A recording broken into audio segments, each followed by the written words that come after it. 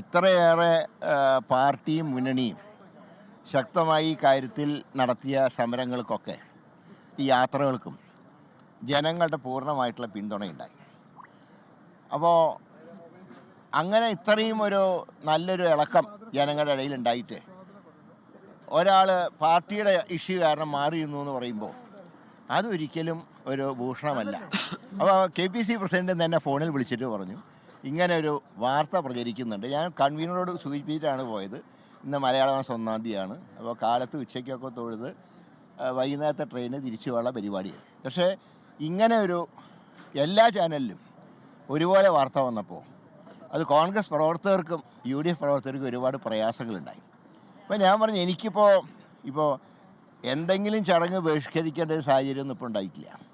മാത്രമല്ല, ഇത് അയ്യപ്പ സംഗമത്തിൻ്റെ കാര്യം. അപ്പോൾ ശരിക്കും പറഞ്ഞാൽ ഞങ്ങളുടെ പരിപാടി ഇന്നലെ സമാപിച്ചതാണ്.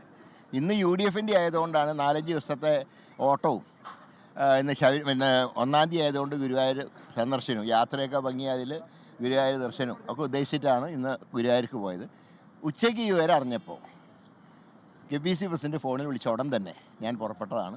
പിന്നെ വഴിയിൽ നിന്ന് ട്രാഫിക് ബ്ലോക്ക്, ഒരുപാട് തടസ്സങ്ങൾ, എല്ലാ തടസ്സങ്ങളും അതിജീവിച്ച് ഇവിടെ എത്തി. ലോകത്തെവിടെയായാലും ഏത് സമയത്തും 24 വാർത്തകളും ഓഗ്മെന്റഡ് റിയാലിറ്റി പാക്കേജുകളും എക്സ്പ്ലെയിനറുകളും വിശദമായി കാണാൻ ഞങ്ങളുടെ YouTube ചാനൽ നിങ്ങൾക്ക് സബ്സ്ക്രൈബ് ചെയ്യാം.